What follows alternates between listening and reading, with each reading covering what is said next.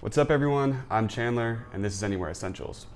For today's video, I'm going to be discussing some of the differences that I noticed in between living in the US and living in Hong Kong after being there for a year.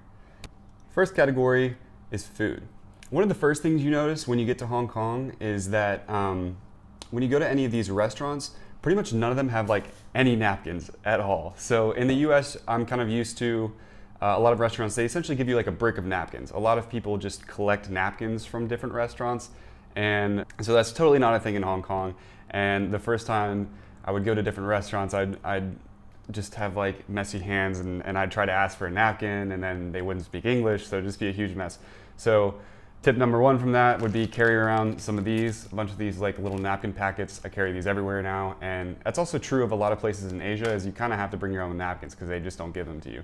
The other thing that I noticed, and this is more for grocery stores but also shopping in general, is they either don't give you plastic bags, so you have to bring your own bag, or they just charge you for a plastic bag. So usually, I mean, it's a pretty small fee, so you gotta make sure you're used to that, because you'll see people like grocery shopping and they'll bring in like suitcases or all kinds of different bags. Moving on to fast food, so McDonald's is still pretty big in Asia, KFC is pretty big, and then the other like main competitor that I've noticed is Jollibee. Starting with McDonald's, at least in Hong Kong, it's like way cleaner than it is in the US. So in the US, a lot of times it's kind of dirty, they're kind of missing things. Sort of a running joke in the US is that the ice cream machine never works. But in Hong Kong, it's great, everything always works, it's fast. They have these kiosks where you can go in and you can like swipe your card, you can pay with any method, you can customize your orders, and it's fantastic. KFC is really interesting because it's Kentucky Fried Chicken. So you expect it to be this really American brand, but they just clean up in Asia. And so what KFC did in China is they actually really localized their menu. So a lot of the menu, as an American, I wouldn't recognize most of the things on the menu. Jollibee is based out of the Philippines. It's essentially the same as the other two. It's definitely more chicken based. It's also really popular across all of Asia. Like when I went to Indonesia, Thailand, a lot of the places you would see maybe like one McDonald's, one KFC, but you see like 5 or 6 Jollibees. So that's a very popular fast food restaurant that I noticed. The other big thing is an American concept of Chinese food would be, you know, like General Tso's chicken, sweet and sour chicken, egg rolls, and then like fortune cookies. That is totally not at all what Chinese food is. To start with, there's multiple different kinds of Chinese food. Like there's different kinds of regional Chinese foods. The one in Hong Kong, they're sort of like specialized food is called dim sum, and so a lot of it's sort of like little dumplings. They're usually steamed in these little, I think they're like bamboo containers, and so they stack them up and they steam all of them and then they serve them individually. But it's generally like pretty bland because a lot of the Cantonese food doesn't have a ton of spice. So if you want really, really spicy food, the main food would be Sichuan food, which they put tons of these little really, really spicy red peppers in them. And that's personally like my favorite Chinese food that I had there.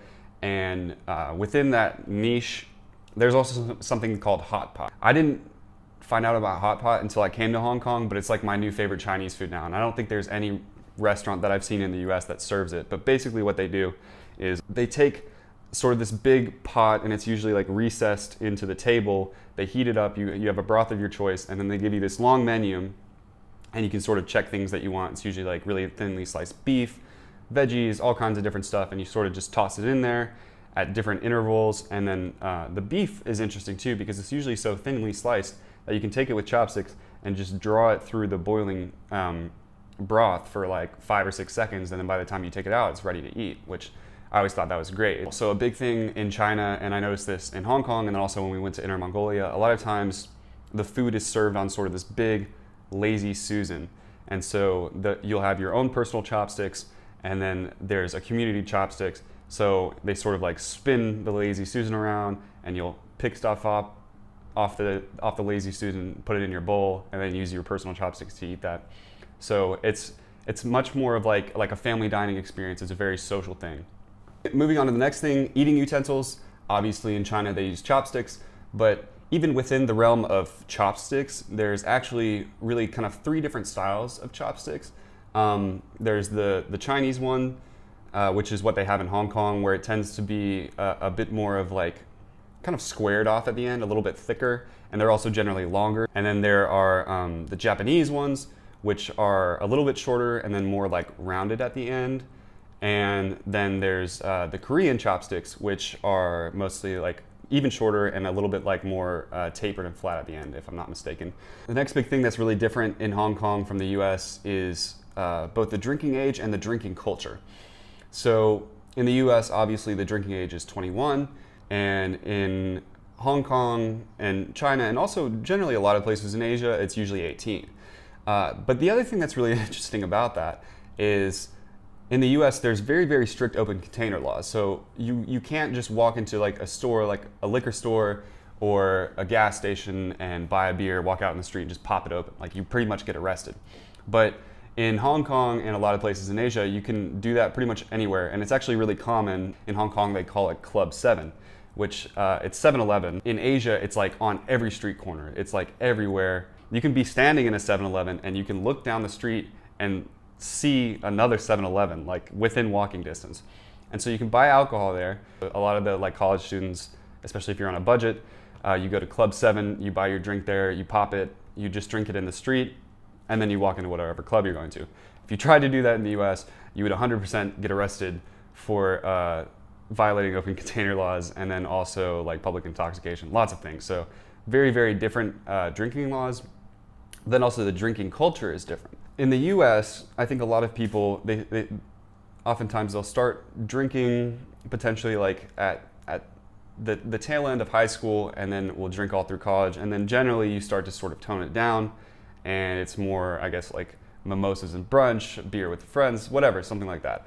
But in Hong Kong, China, a lot of people don't go out and drink that much when they're in college, but they do once they're in the workplace. They go out and drink with their boss. So you'll go out, you'll have your meeting, and then afterwards you'll go to a bar, oftentimes like a KTV place, and you'll all do shots of baijiu, which is basically like vodka but with a different blend. Our second category is travel and transportation.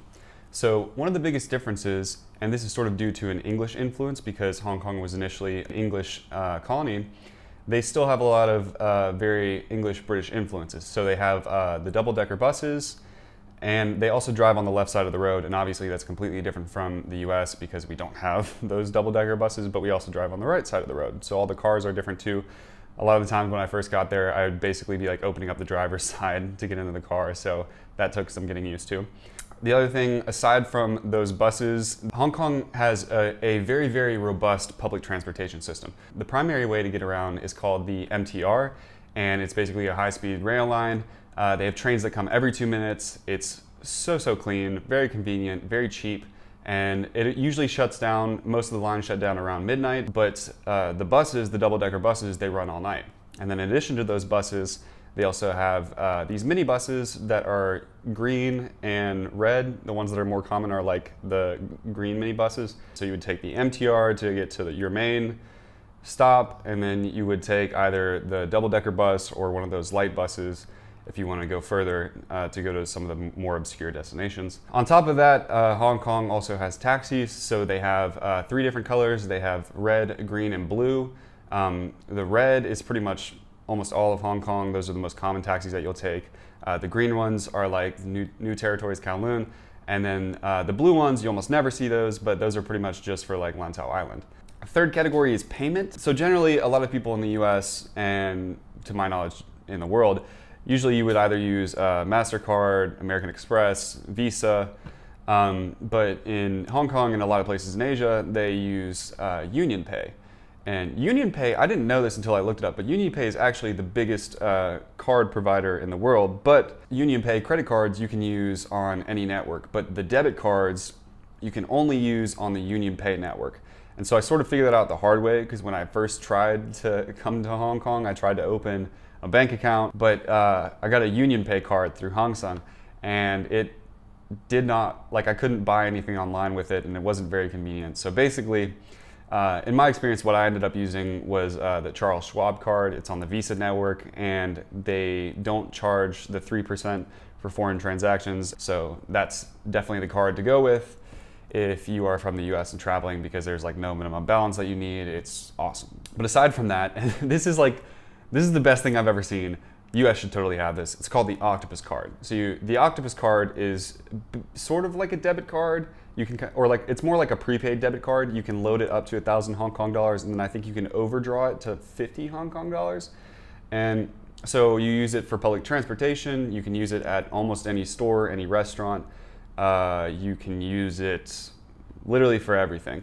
And so you just go and load it up, and when you check out, you just tap it at this payment terminal, and it like instantly checks you out. It just makes this little noise. It's like doot, and then it's like you check out. And so it's funny because in the U.S., in rural areas in the U.S., people still either use like cash a lot, or they even write checks. So like the fastest payment method in the U.S. is like a debit card. But in Hong Kong, like I felt slow using a debit card because like I would hold up the line. So like the Octopus card is the way to go because it's just so fast, so convenient, really easy to load it up.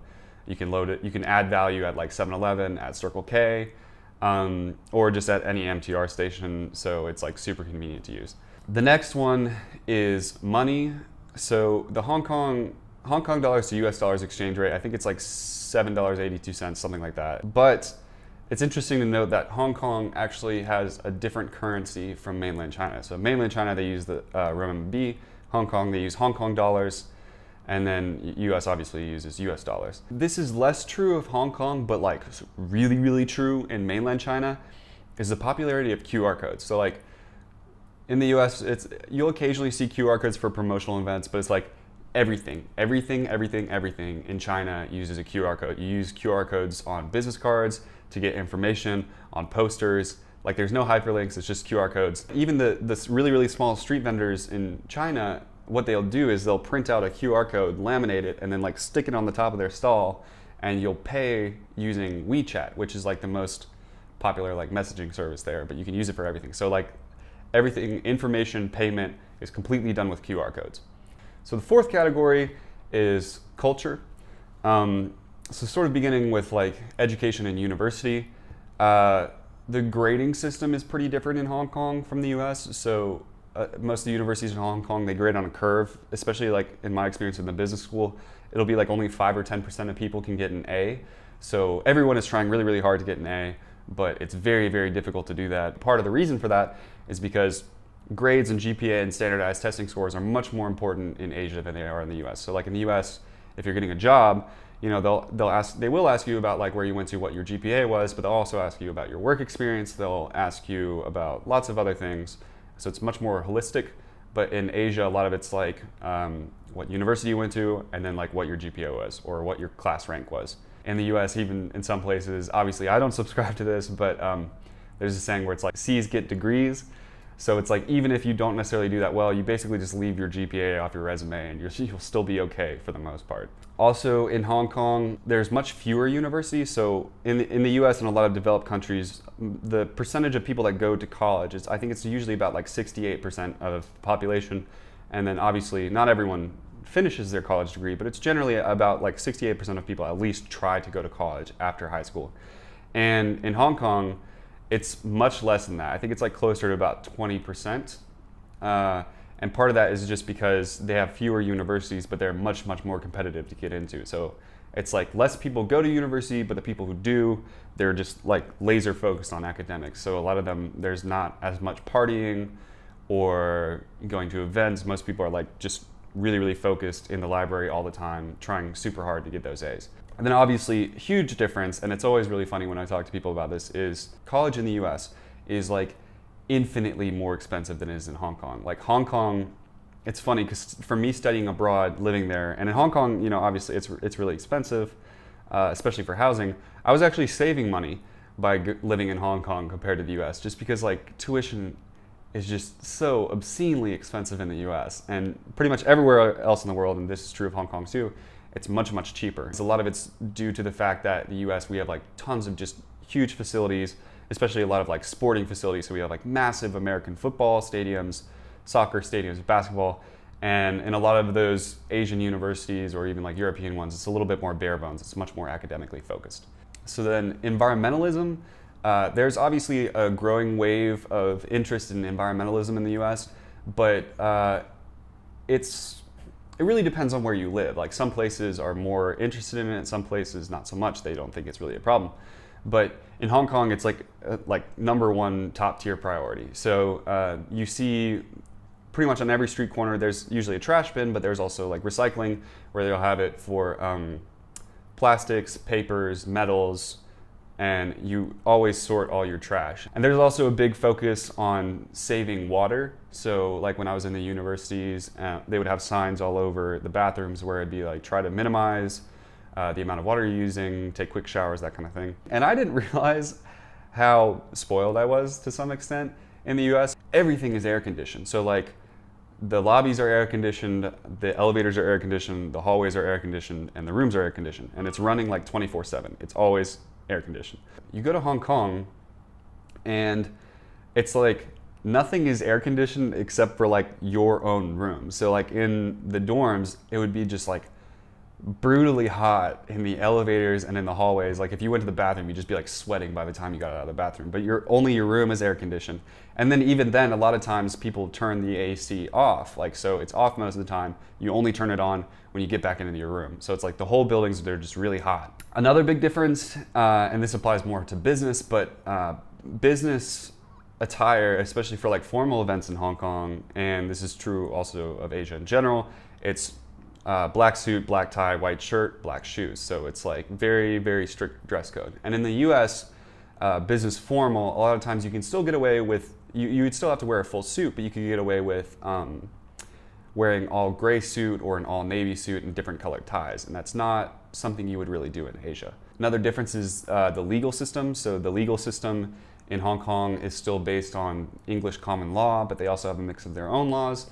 And a big difference between Hong Kong and the US is Hong Kong is very, very business friendly. So they have very low taxes, like the corporate tax rate is only 15%. A lot of their legislation is based on helping people start up businesses, so there's not necessarily as much consumer protection. Like a good example of that would be in the US, pretty much when you buy things, it's very easy to get returns, and a lot of times people almost abuse that sometimes. But in Hong Kong, generally it's very difficult to return something to a store unless it's like explicitly defective or broken. So you can't really just return things just because you decided you didn't like it anymore. It has to be like no longer functional. The other big difference obviously is the language. So in Hong Kong, they speak Cantonese and they also write with traditional Chinese characters. And this is different from mainland China, whereas in mainland China, the dialect that they speak is Putonghua, and they use simplified Chinese characters. The difference between simplified and traditional, a lot of the characters are actually the same. The only difference is that simplified characters have less strokes, and that was created a while back as an initiative to help improve literacy in China. But also, English is still very widely spoken in Hong Kong. I know plenty of people who have lived in Hong Kong their entire lives, never learned more than like 3 words of Cantonese. So you can totally go to Hong Kong, not speak any Cantonese or Putonghua at all, and still get by, you'll still be fine. So another thing that's really different is fashion. So I think I noticed this when I was in the US of like Chinese students that would come to the US. A lot of them have a very unique sense of style, and coming to Hong Kong, you kind of see that. So what's really popular in Hong Kong is, well, K-pop is really popular. So a lot of the fashion, like current fashion, is influenced by K-pop and Korean styles. But the business attire is still really heavily influenced by the English. You'll see more traditional like designer labels, like you'll see Rolex, Gucci, all that kind of stuff. But then right next to it, you'll see more traditional, like mainland Chinese ones where they have lots of gold jewelry, jade kind of things, like very ornamental, traditional Chinese dress. So it's like Hong Kong is a very international city, so a lot of that just blends together. Another thing that's different, there's a lot of people in the US hear about how the Chinese censor the internet, and that does happen in mainland China. But in Hong Kong, the internet is not censored, so you have access to Facebook, Instagram, Snapchat, Google, no problems, no censorship. The other thing that's really big anywhere in Asia, but in Hong Kong that they totally don't have in the US, is the night markets. So 2 of the main night markets in Hong Kong are Temple Street and then the ladies market, and that's pretty much where you can get all sort of like the knockoff stuff, like fake Yeezys, fake Gucci belts, but also just like tons of like little cheap and trinkety stuff. Another thing that's different is the healthcare system. So healthcare is just brutally expensive in the US. Like whenever I tell people how expensive it is in the US, they're always just like, how does anyone deal with that in the US? So to give an example, there was one time when I got off the plane and I had to go to the hospital because I was feeling kind of dizzy and I was worried. And so they called me an ambulance, took me to the hospital, ran a bunch of tests, and then they also gave me some medication afterwards. And that whole thing, I didn't even show them any insurance. That whole experience was $20 US, which is insane to me because in the US, it's actually common that a lot of people, especially if you don't have health insurance, people will actually drive themselves to the hospital because it's so expensive to take an ambulance. Like a lot of times ambulance are several $1,000s if you don't have insurance. And so healthcare in the US, like oftentimes it bankrupts people if you don't have insurance. But pretty much everywhere else in the world, it's just like either dirt cheap or like free or at least heavily subsidized. So that's different and also like pretty nice. Smoking, there's a lot of anti-smoking campaigns. You can't smoke within 50 feet of buildings a lot of times in the US. So smoking is kind of dying out in the US. Like vaping is kind of being a big thing now, but that's a separate issue. But in Hong Kong and especially in mainland China, like everyone smokes cigarettes. Like in China, as recently, I think as of like 2016, like 53% of men smoke. So it's like, if you go to China, Hong Kong or China, you're pretty much going to smoke at least a little bit because you just have people offering you cigarettes all the time. The next big category is technology. So as far as messaging services go, pretty much everyone in the world outside of the US, they use WhatsApp. People in the US don't use WhatsApp, they generally, and I hate this because I don't like Apple. I don't like Apple products. I'm not gonna get into that because I have my own reasons for it. But a lot of people use iMessage, especially for group messages. But in Hong Kong, they use WhatsApp, and then in China, they use WeChat. So that's just worth bearing in mind. The internet speed in Hong Kong is insane. It's like, a lot of times in the US, I think I would get like 10 megabyte download, 8 megabyte upload, but in Hong Kong, it's like in the hundreds. And they're also starting to implement 5G networks, so they have what they call 4.5G, which just means everything is just blazing fast there compared to the US. And then also, and I ended up actually doing this on my own phone, you see this everywhere, I started to see it becoming a thing in the US, but they're like these rings that people would put on the back of their phone, and you sort of like will, what you use it for, you either use it to sort of hold your phone like that, or you'll use it to prop it up and like watch movies when you're eating or something like that. Then moving on to the environment. So in the US, it's generally seen like New York City and LA are considered to have like bad air quality, like they have smog issues and stuff like that. Hong Kong is worse, but it's not as bad as you would think it is. Like most of the time it's fine, it's pretty clear, you get used to it. Sometimes it is a little bit smoggy, but it's not really that bad. So Hong Kong is actually like 40% forest still. So even though there's these huge skyscrapers, big city centers, there's still like tons of forest. So it's really easy to go hiking, really easy to go camping. And then it's also surrounded by water, so there's beaches everywhere. So in my opinion, it's a really great setup because it's like you don't have to go anywhere. It's like you're never more than an hour from like the mountains or the beaches. So it's like, or the city center. So it's a great setup. The next category would be like infrastructure. So in Hong Kong, they have tons of malls everywhere, just massive sprawling malls, and people are always shopping in there. It's always packed. There's a big shopping culture in Hong Kong. The housing prices are obscene in Hong Kong. They're like one of the most expensive markets in the world for housing. So most people live in like super, super tiny houses with, a lot of times they still live with their family. On a separate note, so what I found super interesting is, so Hong Kong is obviously, it's a very technologically advanced city, tier 1 city.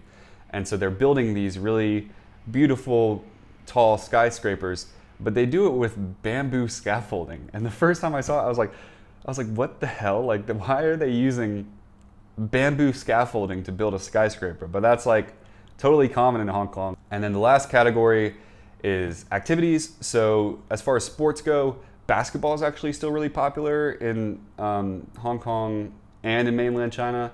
American football, not so much, even though there is a few teams. But then also rowing, soccer, which they would call football. Americans are the only people that call football, soccer. Rugby is really popular. The jockey clubs are really popular. So horse racing, it's usually, they call it like Wan Chai Wednesdays. Horse racing is very popular. And then obviously there's cricket clubs and tennis. Another really popular activity is, I mentioned it earlier, but KTV, singing karaoke. So people in the US, like sometimes they do karaoke, but it's not nearly as popular. It's just like massively, massively popular in Hong Kong and in China. So you'd go with a group of friends, you rent out a room, you get, some drinks and stuff like that, and you guys all just like sing. And it's usually like really like sad and slow Chinese songs, which is hilarious because there's like nothing even comparable to that in the US. Yeah, and so that about wraps it up. So if you like this video, be sure to subscribe, turn on notifications, drop a like, and then also check out some of the links below and either follow me on Instagram, Facebook, or check out my website. Thanks for watching. I'll see you in the next video.